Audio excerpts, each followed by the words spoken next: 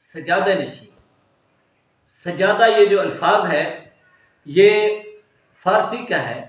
اس کا معنی ہوتا ہے مصلی، یعنی کہ جو اللہ کے ولی اس دنیا فانی سے ظہری پردہ فرما چکے تو ان کے مصلی کے اوپر بیٹھنے کے حامل کون سا شخص ہوگا، ان کی مسند پر بیٹھنے کے حامل کون سا شخص ہوگا. ایسے شخص کو جو اس کے حامل ہو اس کو سجادہ نشین کہتے ہیں. اب اللہ کے ولی نے جو عبادات کیے، جو ریاضات کیے اور اس مصلی پر بیٹھ کے اللہ کی دین کی پرچار کی، حضور علیہ الصلوۃ والسلام کی محبت لوگوں کے دلوں میں ڈالی، تو ایسا شخص جو اللہ کے ولی اب ظاہری پردہ فرما چکے اس کے اوپر بیٹھنے کے حامل کون سا شخص ہوگا. حضور سیدنا قندیل نورانی الشیخ ابو محی الدین سید عبد القادر جیلانی الحسنی والحسینی رضی اللہ تعالیٰ عنہ ارشاد فرماتے ہیں کہ اس کے حامل جس شخص میں یہ 12 صفات پائے جائیں وہ اس کے حامل ہو جائے گا. ارشاد فرمایا 2 صفتیں اس میں اللہ رب العزت کی پائے جائیں.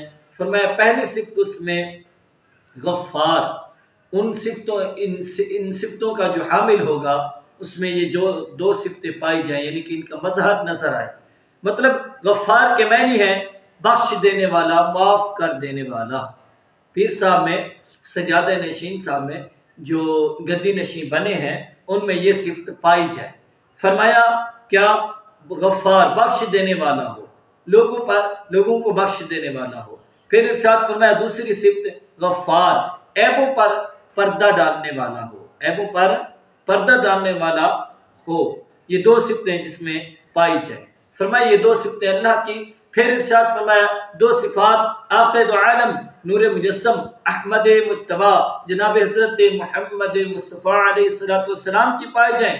فرمایا پہلی صفت رفیق کی پائی جائے، یعنی کہ رفیق کے معنی ہوتا ہے نرم دل والا، اس کا دل نرم ہو. اگر کوئی مرید صاحب سے ناراض ہو جائیں پیر صاحب یا سجادہ نشین صاحب، تو اگر وہ مرید چل کر ان کے دروازے پر آ جائے تو ان کی بات مان جائیں، ان سے راضی ہو جائیں، ان پر رحمت کی نظر دیکھیں. کیونکہ یہ جو مرشد کامل بنائے جاتے ہیں اسی لیے تو بنائے جاتے ہیں کہ ان کے در پر آئے، اگر بے یقین آئے تو یقین والا بن کے جائے، اگر بیمار آئے تو وہ اللہ کے ولی رب سے ان کے لیے سفارش کرے، ان کے لیے دعا مانگے. تو حضرت محترم پھر ارشاد فرمایا دوسری صفت اس میں حضور صلی اللہ علیہ وسلم کی یہ پائی جائے کہ وہ شفیق ہو، مہربان. پھر ارشاد فرمایا 2 صفتیں حضرت سیدنا صدیق اکبر رضی اللہ تعالی عنہ کی پائی جائیں. فرمایا پہلی صفت اس میں صداقت یعنی کہ صادق کی پائی جائے، سچ بولنے والا ہو. پھر ارشاد فرمایا دوسری صفت اس میں مصدق یعنی کہ سچ کی تصدیق کرنے والا ہو. پھر ارشاد فرمایا 2 صفتیں حضرت سیدنا فاروق اعظم رضی اللہ تعالی عنہ کی پائی جائیں. فرمایا پہلی صفت امر بالمعروف یعنی کہ گناہ سے روکنے والا ہو. پھر ارشاد فرمایا دوسری صفت اس میں نہیں عن المنکر کی پائی جائے، مطلب برائی سے منع کرنے والا ہو.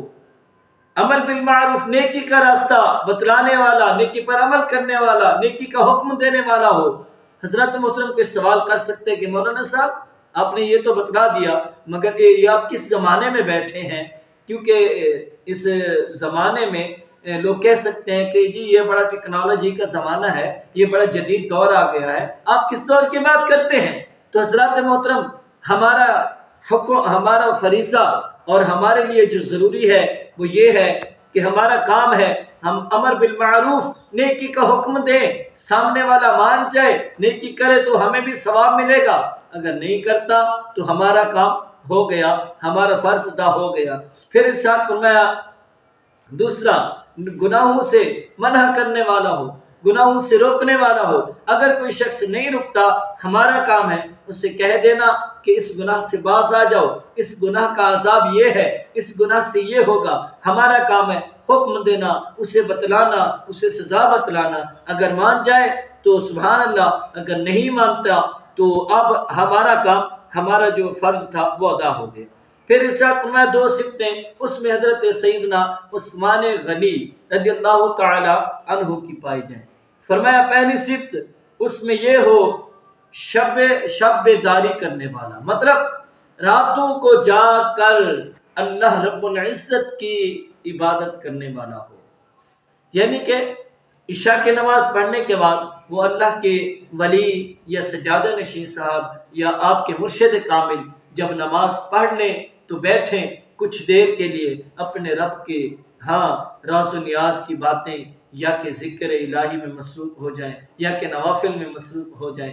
تو حضرات محترم پھر ارشاد فرمایا دوسری حضرت عثمان غنی والی صفت اس میں یہ ہو کہ وہ بھوکھوں کو کھانا کھلانے والے ہو، یعنی کہ مرشد سخی ہو، مرشد بھوکھوں کو کھانا کھلانے والے ہوں۔ اگر کوئی بھوکھا ان کے در پر آ جائے تو اسے کھانا کھلائیں، اگر کوئی ننگا آ جائے تو اسے لباس دیا جائے، یعنی کہ یہ اللہ کے ولی کی صفات بیان کی جا رہی ہیں۔ پھر ارشاد فرمایا یہ حضرت محترم 10 صفات ہو گئی، پھر ارشاد فرمایا اس میں 2 صفات حضرت علی مولا کائنات رضی اللہ تعالی عنہ کی پائی جائیں۔ فرمایا پہلی صفت یہ ہو کہ وہ عالم ہو، وہ علم والا ہو۔